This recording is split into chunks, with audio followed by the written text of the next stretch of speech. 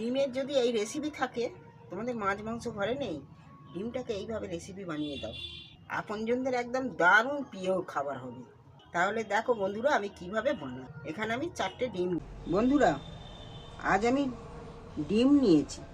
দেখো ডিমের অনেক কিছুই খেয়েছো, ডিম ঝাল, ঝোল, আমলেট, অনেক কিছুই করে খাওয়া যায়। আজ আমি একদম সম্পূর্ণ নতুন রূপে নতুনভাবে ডিমটা রান্না করব। এই 4টে ডিম যেভাবে রান্না করব,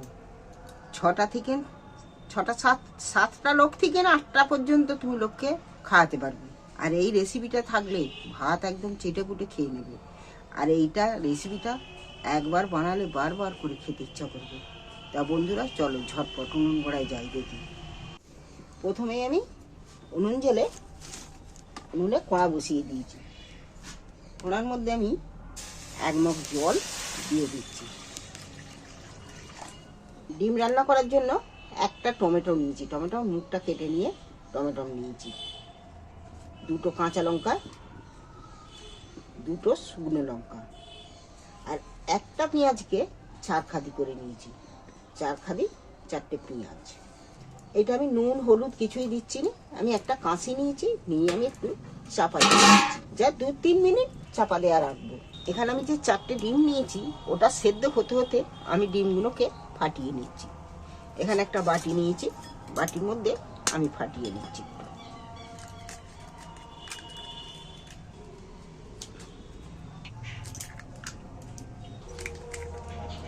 ডিমটা স্বাদ মতো আমি নুন দিয়ে দিচ্ছি। জাস্ট ওতে নুনই দেবো, আর কিচ্ছু দেবো না। ওইটার মধ্যে আমি এইটা কাঁটা চামচ দিয়ে একটু ভালো করে ফাটিয়ে নিচ্ছি। 2 মিনিট হয়ে গেছে। দেখো সেদ্ধ হয়ে গেছে বলে এর খোসাটা, টমেটোটা কেটে খোসাটা বেরিয়ে পড়েছে। তুলেই নি, আমি জল থেকে সবগুলো ছেঁকে তুলে নিচ্ছি।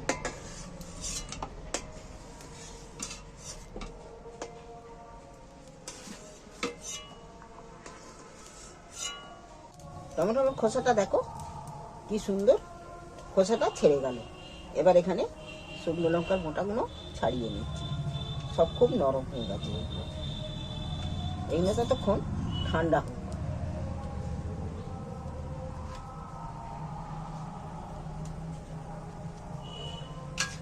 টমেটোটা সেদ্ধ হয়ে গেছে, নরম হয়ে গেছে।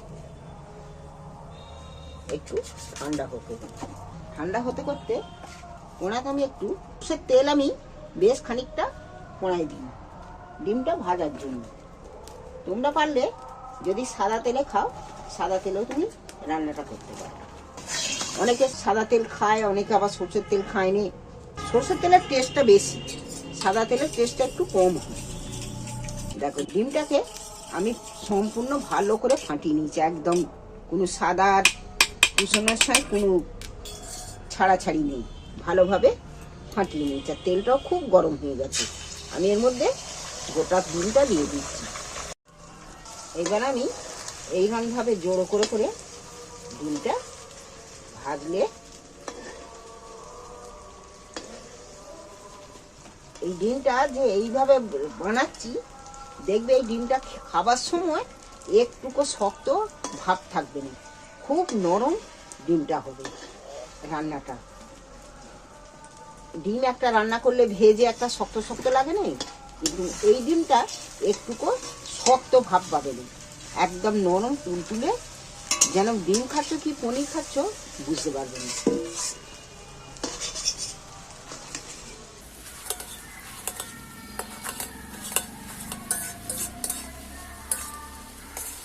আমি একটু কেটে ছোট ছোট টুকরো টুকরো করে দিচ্ছি।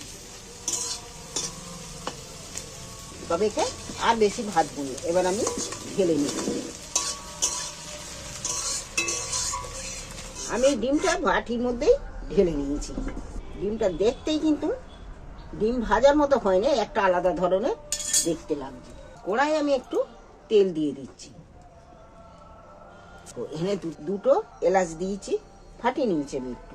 একটা ডালচিনি টুকরো, 2টো লবঙ্গ। এগুলো একটু দেখো, এগুলো ঠান্ডা হয়ে গেছে। আমি এগুলো মিক্সারের জারে দিয়ে নিচ্ছি।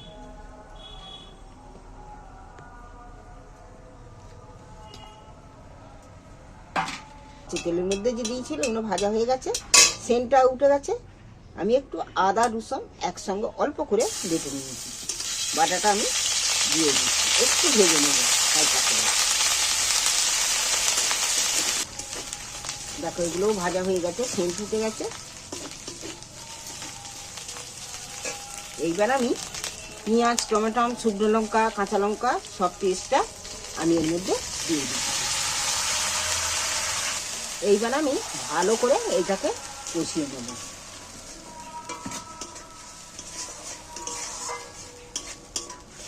যে কোনো রেসিপিতে মশলাটা একটু কষিয়ে নিলে ভালো করে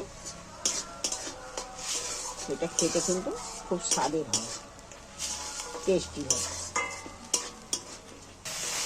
দেখো টমেটোটা অনেকটা ভাজা ভাজা হয়ে গেছে, কষানো হয়ে গেছে।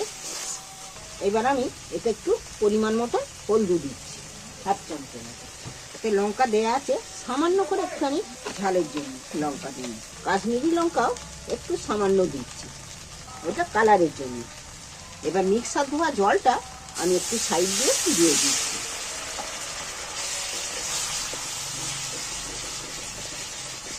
এবার আমি নুনটা লাস্টে দিচ্ছি পরিমাণ মতো, স্বাদ মতো নুন দিই।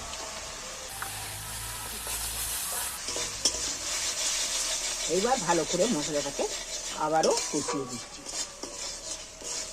মশলাটা কিন্তু দারুণ একটা সেন্ট ছেড়েছে, দেখতেও কিন্তু গ্রেভিটা কত সুন্দর হয়েছে বলো তো, গ্রেভিটাও হেভি সুন্দর হয়েছে। এতে তো আর আলু অন্য কিছু মশলা দিচ্ছি নি। এইবার একটু ধনেপাতা কুচোনা আছে, ধনেপাতা কুচোনাটাও মশলা কষানোর সঙ্গে দিয়ে দিচ্ছি ছড়িয়ে।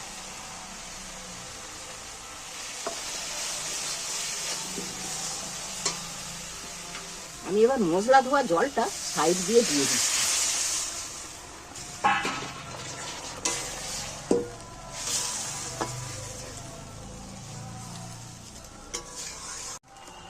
দেখো গ্রেভিটা ফুটে উঠেছে। এইবার কিন্তু আমি ভেজে রাখা ডিমটা দেখো কত সুন্দর দেখতে হয়েছে, খেতেও কিন্তু ততটাই সুস্বাদু হবে। এইবার ডিমটা দিয়ে দিচ্ছি। তোমরা যদি এইভাবে একবার বানিয়ে খাও না, মাছ খেতে ভুলে যাবে। আর ডিম যে খাবে, ডিমও তোমাদেরকে বারবার এইভাবেই খেতে ইচ্ছা করবে।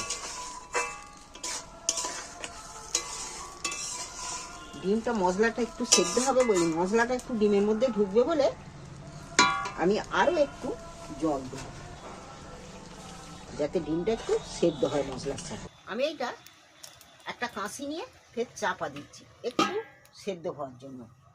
দেখি বন্ধুরা, চাপা দিয়েছি, মিনিট 2-3 মিনিট হয়ে গেল।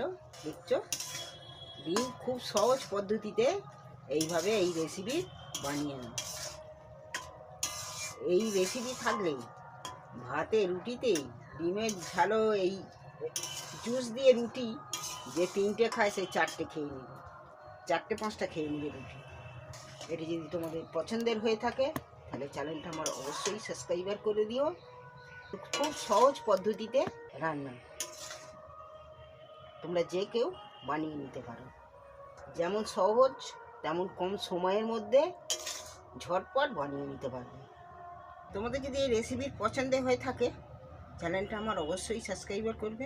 কেমন হয়েছে কমেন্ট করে অবশ্যই জানিও যে রেসিপিটা তোমাদের ভালো লাগলো কি।